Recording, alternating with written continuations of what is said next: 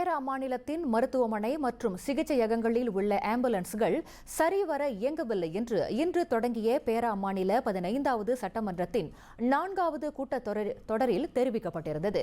குறிப்பாக கிரியான் மாவட்டத்தில் உள்ள மக்கள் தொகைக்கு ஆம்புலன்ஸ் எண்ணிக்கை போதுமானதாக இல்லை என்பது நீண்ட நாள் குறைபாடாக உள்ளதால் அடுத்த 5 மாதங்களுக்குள் அங்கு ஆம்புலன்ஸ்கள் அதிகரிக்கப்படும் என்று பேரா மாநில அரசு ஆட்சிக்குழு உறுப்பினர் சிவனேசன் தெரிவித்தார்.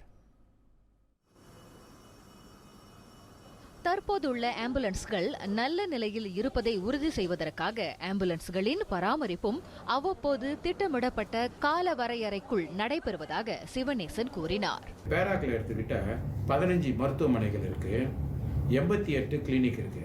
இதுக்கு எல்லாத்துக்கும் வந்துட்டு ஏறக்குறைய 135 ஆம்புலன்ஸ் வச்சிருக்கோம். நம்ம அடுத்த வருடம் 2வது மாதம் அல்லது மார்ச்க்குள்ள வந்துட்டு நாங்கள் வந்துட்டு கொஞ்சம் ஆம்புலன்ஸ் எதிர்பார்க்கிறோம்.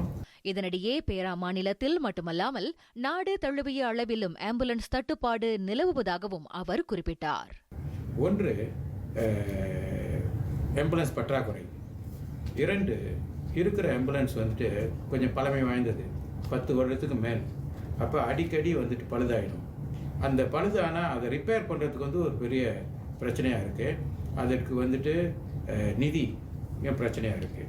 கிரியான் மாவட்டத்தில் ஆம்புலன்ஸ் வாகன சேவை போதிய அளவில் உள்ளதா என்று கொலாக்ராவ் நாடாளுமன்ற உறுப்பினர் டாக்டர் யூனுஸ் ஜோஹாரி எழுப்பிய கேள்விக்கு தாம் அவ்வாறு பதில் அளித்ததாக செய்தியாளர் சந்திப்பு கூட்டத்தில் சிவனேசன் தெரிவித்தார்.